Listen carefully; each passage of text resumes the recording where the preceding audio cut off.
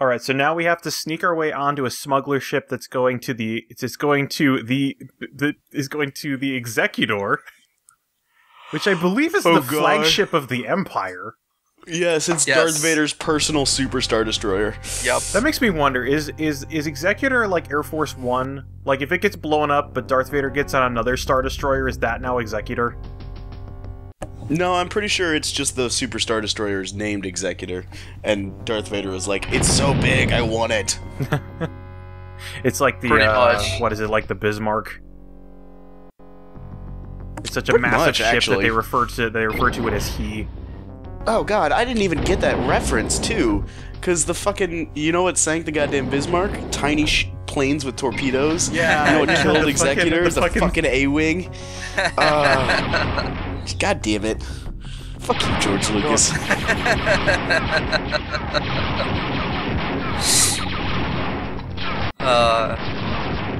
I mention that, like, even by today's standards, I feel that that level in a Rogue Squadron 2, I think, was fucking impressive. Which, like, that level was insane. It was really good. Wait, which one are we talking about? Are we talking about the Battle of Endor? In Rogue Squadron 2, I think they had. Yeah. Where you actually have to destroy like 3 Star Destroyers over the course of it or something. Oh my god, yeah, the one for the GameCube. Yes. Yeah, that shit was crazy. Also, what I was thinking of is the level from one of the Rogue Squadron games for GameCube. I think it was 2. Whatever the first Rogue Squadron that came out on GameCube was. Yeah, that was 2. Was Rogue Leader, AKA. Yeah. No. Yes. Yes. Anyway, the first Rogue Squadron was it's like 64 game. It's like the fifth mission is where you fly a B-wing to take out a Star Destroyer, and then like it ends up crashing on the planet. That is the most difficult fucking mission in any simulator game I've ever played, including the original X-Wing and TIE Fighter, and it's so annoying. Fucking terrible. It's so terrible. It's just like, oh my god. That mission is so much easier when you go and replay it. You can choose whatever ship you want. Yeah, you can fly a fucking X-Wing and not a, oh my god, yeah. Fuck, now I want to go replay Rogue Squadron. Why did they... I wish they would have kept making, like... I wish they would have kept making them, and, like, instead of just constantly going back to, let's do, like, Rebellion-era stuff between the movies, they would have just, like, that's one of those games... Damn it, cat. That's one of those games that I'd be okay with just them making shit up or taking stuff from the books. Or just doing like a side story, like probably had this conversation on this Let's Play before, but yeah, exactly. Like you could do tons of stuff from like the fight against Warlord Zinj or the Empire Reborn. You could do stuff from the book called Rogue Squadron. Yes, you could do the actual Rogue Squadron stories or the comic books. Or oh my god, it would be so good. It would be so good. Do fucking like Wing Commander style, like have actual character development and cutscenes and not just mission after mission. But Mark Hamill was already doing Wing Commander. Yeah, Wing Commander though. Fuck, well, that's we should okay find out if is Wing Commander on GOG? That's okay because Luke is part Wing of Commander Rogue Squadron after I thought that was like Return of the Jedi. Yes, so. It was on PC. It was a PC game. I thought it was like exclusively for the Jaguar or something. It was on. It was like an exclusive title for one of the lesser known consoles.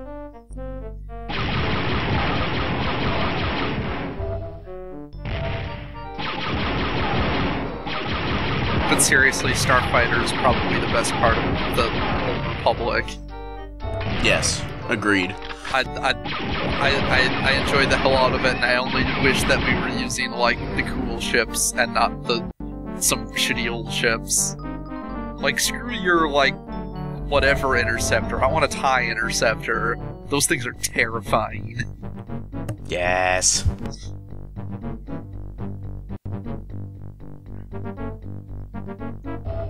I think also this is one of the parts of the game where enemies will infinitely respawn every time you get, after a certain amount of time.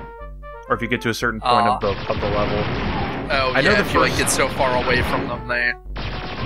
I think because I remember the first time I played through this level, I didn't know what I was supposed to get out of that area, and so I kept going in and out, and every time you go in and out, it creates 2 stormtroopers, and so at the end of the point, I had managed to, like, completely Also, I don't know why the Empire stocks so many exploding barrels. But at the end of that, I had managed to, like, max out my blaster ammo. Right now, I've maxed out my thermal detonators at 50.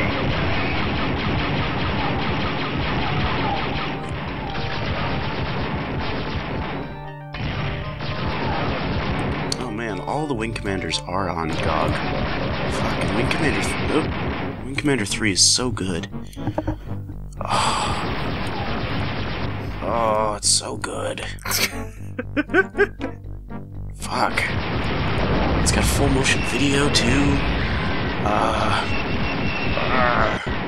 Speaking of full motion video, just wait till we get to Dark Forces 2. Can't wait. Oh man. Oh man. The cutscenes are the best part of that game. Oh man. Oh god, I'm gonna have to buy this and play these. We've lost Sam. Fuck. Oh, I'm so just gone. I'm gonna have to. Alright, I'm officially gonna have to buy Wing Commander 3 and 4 and play them for the. 1 and 2 aren't great, and they're fine, but they're not worth it. They're not fun to watch. So what? Like, aren't they all like? Will those things actually damage you if you get too close to them? The fire things? Yeah. No, they're. I don't know what they're just like little smokestacks. Yeah, That's kind of neat though. I like it. Yeah, I don't know what they're supposed to be doing. Also, this is a level where they start combining exploding barrels also with the IR mines. Nice. This is a level that brings back the IR mines and brings them back in annoying as shit ways. What were you gonna ask though, Matt? Like, what is the difference between Wing Commander 1 and 2, I guess? Since there's not a whole lot to discuss right now, it's just like... Wing Commander 1 and 2 is just like the first installments of the series, basically. Yeah, but like, I mean, what differentiates them from 3 and 4? Why are they not interesting to watch? Well, 3 and 4 are just graphically much better. They have significantly more gameplay. Right, because they kind of it's the difference between like the 32-bit and 64-bit era, I guess. Exactly. Like this. Let me pull up. Be like what the difference between this and like still from Jedi Wing Commander Academy 1 or something. And I mean, Dark Forces 2 looks awful because it's like Unreal Engine 1. Yeah, exactly. And that's from Wing Commander 3. Like, it's just a drastic difference. Oh, okay, we're switching from VGA to some other era. Mm-hmm. Also, this is the funnest puzzle to do. Cause you have to push this switch, and you just have to kind of wait for this platform to show up. Ah, yeah. And then you kind of have to wait for it to go somewhere else so you can go to another area. And if you mess up, the platform goes back and you have to push the button again. Super challenging puzzle. Super challenging, super fun, and yep, there we go. Oh, did you fuck it up? Actually, no, because the thing is, you have to go down because when you move the platform, it exposes another switch. So what you have to do is you have to hit the switch, then you have to run up the stairs and jump on the platform while it's going back. I love puzzles that involve you having to run. Fucking Doom 2 is that shit all over the place. Yeah. I think it's pretty standard for the time. Mm-hmm. Also, another area of infinite stormtroopers, as we'll point out, by going in, killing all the stormtroopers, and then having another stormtrooper pop out and shoot at us. I think this might also be a place that has a mine very, like, bizarrely placed. @gmail.com. This is the hypest gameplay right now. Yeah. No, watching slow-moving bridges. It's like Alan Wake all over again. When does the lamp lady show up? Extra hey.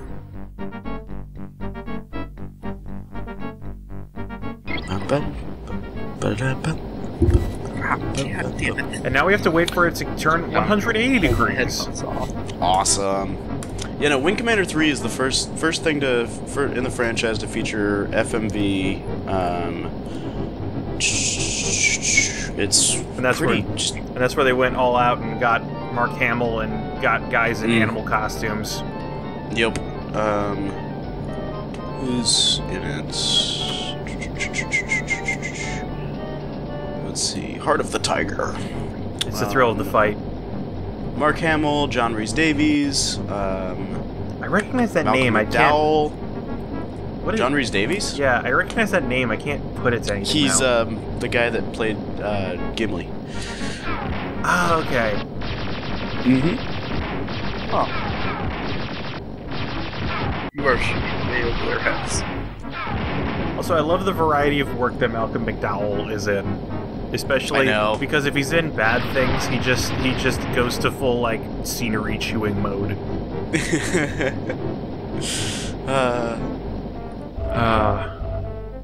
I thought Malcolm McDowell died. Did he? No, I thought he did. I think he's still alive. Yeah. Rest in peace, Malcolm McDowell? No, you're still alive. Alright, I'm looking for a secret area. There we go.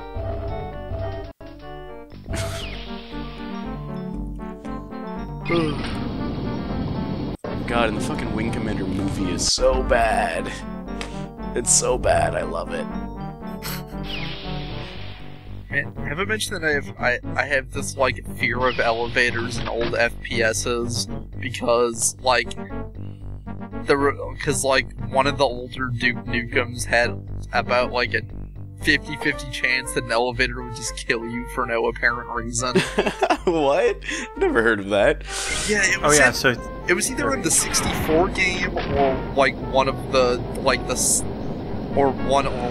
one of the earlier PC ones that was still an actual shooter before it was, you know, not one of the super early ridiculous side-scrolling ones. Right. That's funny, I didn't know that. No, God, yeah, like, they had a tendency, it was the doors or something, because they had this, like, you could get squished in the game, was one of the mechanics, but, like, being even the teeniest bit, like, being in a place even the teeniest bit, like, outside of your character's, ability to, like, if it exist would just, like, cause you to, like, explode into gibs. Huh. So, they had this problem where either, like, in certain elevators, if, like, the elevator doors would, like, slide open and closed, and I think if you were standing too close to the doors, that part of you was inside the door when you activate the elevator button and the door closed, it would kill you. Because the doors are considered an object, and you're getting squished by it. Huh. Or something weird like that. Plus, there was also a good chance that anything that moved up or down could kill you in some way. There were a lot of elevators you could get underneath and kill yourself that way by having it come back down on you. Yeah, no, they were fucking death traps. Vertical motions were death traps in a lot of the Duke Nukem games. Thanks, John Romero. Actually, I don't know who was behind Duke Nukem. I don't think that was Romero. Because that was because Romero was id Software. Duke Nukem I don't think was id Software. Oh yeah, they were 3D Realms. I don't remember who was behind 3D Realms. I don't remember if they had. I don't think they likely didn't have like a big famous name attached to them.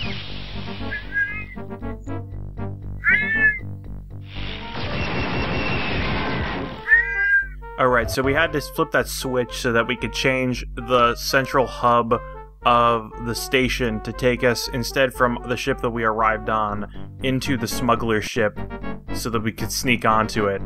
You know, using Kyle Katarn's only known method of stealth. Kill no witnesses means you did it sneaky. Right? Yeah. Yeah.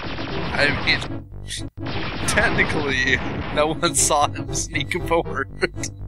No one's left.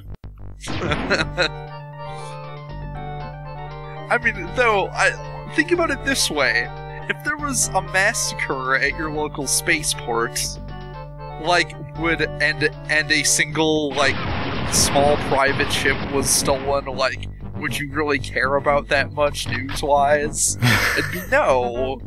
Everybody's dead. What the fuck? Yeah, that's how you cover it up. That also reminds me of probably my favorite conspiracy theory about Area 51. It's like it's the Is that well, is that it's a it is an aircraft testing base, but they started the rumors about UFOs so that people wouldn't think that they're military vehicles. So the conspiracy theory says that the conspiracy theory is part of the conspiracy. Right, the conspiracy is making people think there's a conspiracy theory. So people looked overlooked the obvious, which is that they're testing aircraft there, and you know, and therefore it just becomes known as the place where all the nuts go, rather than the place where all the spies go, because they want information. Also, I was gonna say it's the die-hard school of villainy of committing like massive egregious crimes in order to cover up the fact that you're just trying to steal some money. Oh yeah. Well, you have to get federal involvement to open the 8th door, because you gotta have someone to cut the power.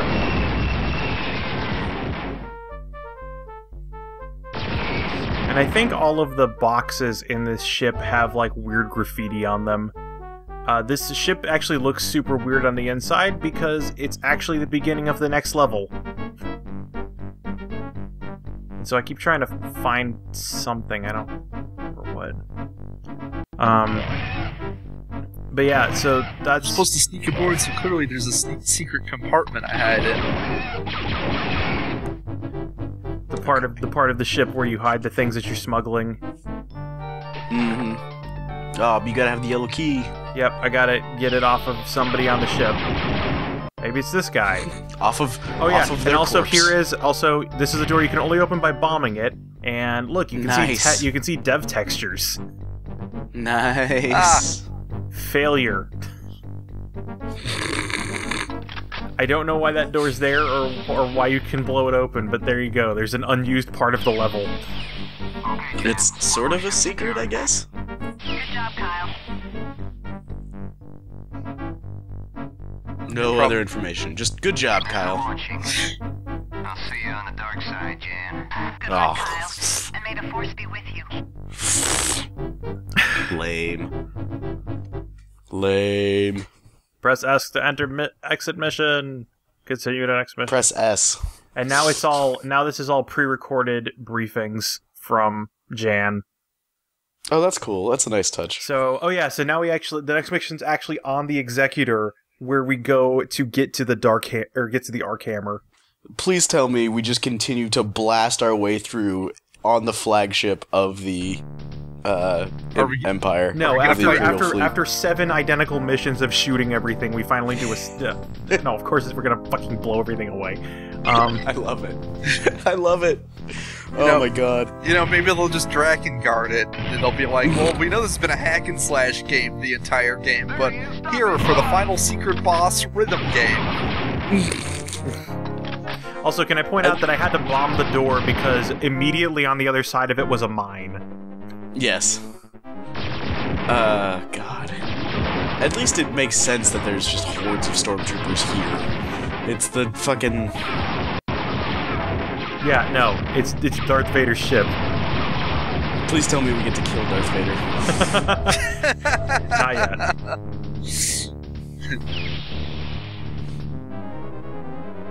Also, I like that this is clearly just the Coruscant textures reused. Yeah, well, I mean, it's an Imperial ship used by smugglers? I guess? I don't know. That does not seem like a very subtle way to smuggle things, Let's see, oh yeah, and then we have to get our way out by... oh no, wait, okay, there was a box puzzle there before. in the previous level. if you're We couldn't There get was out a of box somewhere- puzzle here. It's if you're gone going, now. If you're going somewhere where an Imperial ship isn't going to stand out a ton, why do you need smugglers? Like, just deliver it.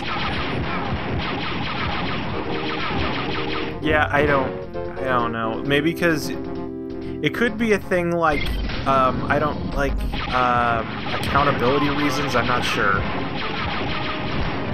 Like, I'm actually reminded of, I recently watched Ken Burns' Prohibition, and oh yeah, this is the level where it just plays the Imperial March for some reason.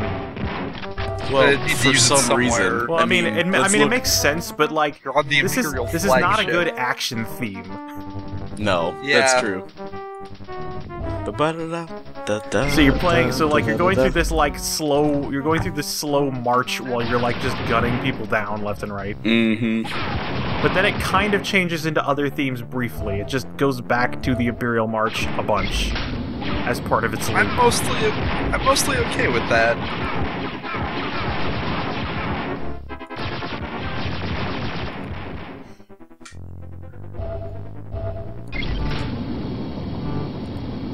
But again, I'm also the kind of person who's had the same like 4 CDs in their car for the last 6 months. So, Whatever. you know. I listened for my entire first year of college. The only thing on my iPod was Dragon Force's Sonic Firestorm and Inhuman Rampage.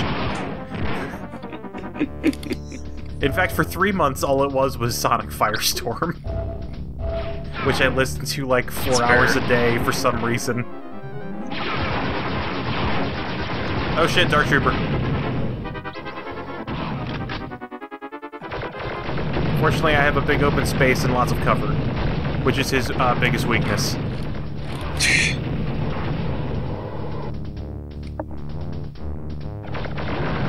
Also a wall that he can accidentally shoot rockets at himself with.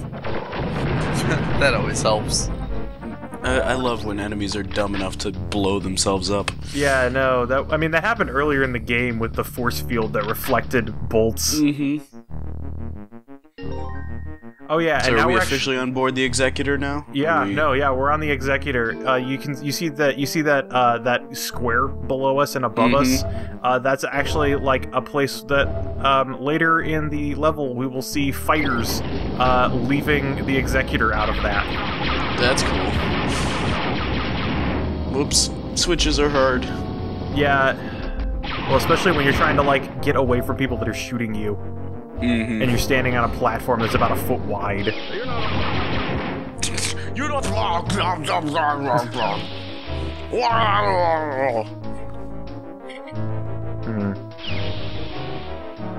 There was something very important about that door that I had to investigate. Yes. I think it's actually this area is where we see. Yeah. Oh, Oh, yep, yep. there they go. That's pretty cool.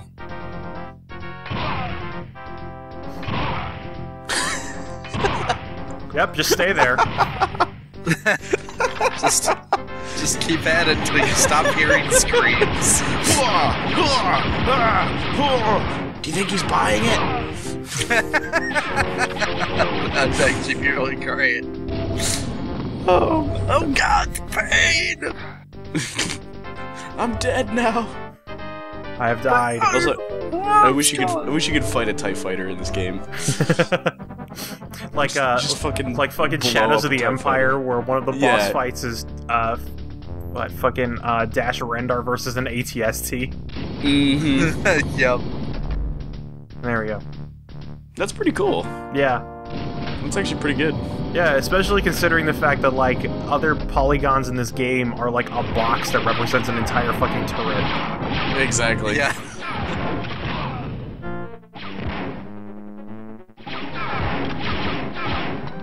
Also, yeah, just, there's just about as many stormtroopers as there should be on the Executor. Well, yeah. Also, I mean, this is the again- only place in the game where it makes sense for officers to just be hanging around. Yeah, that's true. That's the thing that actually makes sense. Well, like, Then the security building. Yeah. I would argue that's also another place it made sense for officers just to hang around. Yeah, every place in the game after Coruscant and beyond, that makes sense. One of the things that always bothered me about Star Wars is, and especially about Imperial ships, is how many goddamn stormtroopers are all over the place when they're so unnecessary. The stormtrooper complement of the Death Star, the Death Star's not going to be performing orbital. Yeah, and also if the Death Star has the Death Star does not need a boarding party. Exactly. It doesn't need a board repelling party. If the Death Star has boarders, you have bigger problems. Yeah, if someone has gotten close enough to the Death Star to board it, there is a fundamental problem there. You have done badly. You done fucked up. But yeah, the number of stormtroopers on an actual naval ship, or even a space naval ship, the marine complement should be significantly lower than the actual crew numbers, because then you're just wasting life support on guys who aren't gonna do anything. I mean, it makes sense in some situations, because you have to remember a lot of these ships have the Executor is a super big ship, and there's a lot of smaller ships, so some of these stormtroopers may not be assigned to the Executor itself so much as assigned to this other ship that could potentially be part of boarding actions. I guess, Same with the Death Star. This could be, I guess they could be home to a lot of, frigates and other, although, again, they wouldn't need to, you wouldn't need stormtroopers for that unless they're pilots or gunners. Right, that's I mean, yeah, it does absolutely make sense for the Death Star to be a fucking garrison. To have troops on board the Death Star is fine, and even to some extent the Executor, just because it's so goddamn mammoth and it just represents just this huge display of force. But it's so big that you can have even other still pretty big ships docked inside of it. Exactly. Yeah. And those people are not staying on their own ship the whole damn time. Yeah. Well, but the regular Star Destroyers that you see in the movies, they have a ton of stormtroopers, and it just doesn't make a lot of sense. I guess you have to consider that they're only part of because what is the purpose of a Star Destroyer? Is it a battleship? Is it a troop carrier? Is it the equivalent of all of the above? It's a battleship carrier, troop carrier, it's basically garrison, the space equivalent of an aircraft. So I guess the reason you have all the stormtroopers on board is because the other portion of it is because if you're leading a land invasion, a fucking Star Destroyer, that ain't gonna do shit. No, because you can't land directly from the Star Destroyer. You need other ships to actually land. Yeah, you need landing parties, and it does make sense in the fact that Star Destroyers, in some cases, are meant to act alone, are not they're not necessarily part of an armada. Yeah, exactly, but. Also, that's not always the case. One Star Destroyer is oftentimes if you're not in a out and out war situation, one Star Destroyer is overkill for anything you're going to face. Yeah, that's your system defense force right there. Is one Imperial class Star Destroyer. Yeah. What I want to know is so if you assume that these are somewhat more or less equivalent to Navy and other large ships where you're expected to not just serve on it but basically live on it for a certain period of time. Yeah, they're a floating city basically. Yeah. Do you think that the Death Star had the most bitching bar? Or not. Actually, that does kind of remind me of a thing. I wonder how many auxiliary positions there were on on a Star Destroyer or a Death Star. Is there a guy in the Empire? On the Death Star, literally a million. I wonder is there canonically 1 million people? Yeah, were auxiliary. Were civilians. I just want to know who was the Imperial who was the guy in the Empire that stocked the vending machines. Yeah, no, there's one book in the EU that's just called Death Star that just is literally stories from like the random people on board the Death Star. Like one of them is from the perspective of the guy that like pulls the firing switch of the main laser cannon, and he just likes shooting guns. Like he just wanted to shoot the biggest gun that he could, and so he got assigned there. I get to fire the biggest laser ever invented. How Exactly. awesome is that? Or the guy that tends bar at the officers club and on the Death Star. Like, yeah. Also, on a brief aside, didn't Chris Straub do a thing about the Death Star main Probably. gunner? Actually, I think yes. Who he did a thing. He did a thing like he wanted to shoot the biggest gun, and it's like, yeah, that was kick-ass. And then like I realized like how many cats were on Alderaan, or how many cats were on Alderaan. How many cats did I blow up? Yeah. I can kill a person. You want to know why there's no? You know why there's no kids in Star Wars? It's because they were all on Alderaan. They all died. They were native to Alderaan, and now they're dead. Oh right, I forgot. They're This is an endangered species. That's why Alderaan. That's Alderaan was previously as desirable as a tourist destination as the Kitten planets. Well, I mean, look, what else are you gonna do? This is the planet that there's like no weapons allowed, so clearly they became like the cuddly kitten planet. I think also this begins the puzzle where I have to move a small like cargo freighter. Oh yeah, okay, yeah. I had to move a small cargo freighter to the through here so I could get on it to leave the Executor and go to the Arc Hammer, which is parked right next to it. And also, like, no one cares that you just murdered a whole bunch of people and boarded this thing and are now going over Darth to the Vader Arc didn't Hammer. even foresee it. Apparently, Darth Vader didn't even foresee it with all of his Force abilities. Mm-hmm. Well, yeah, I mean, Kyle Katarn is not yet a Force user, so... He's that badass. Alright. Good night, Internet. Good night. Good night.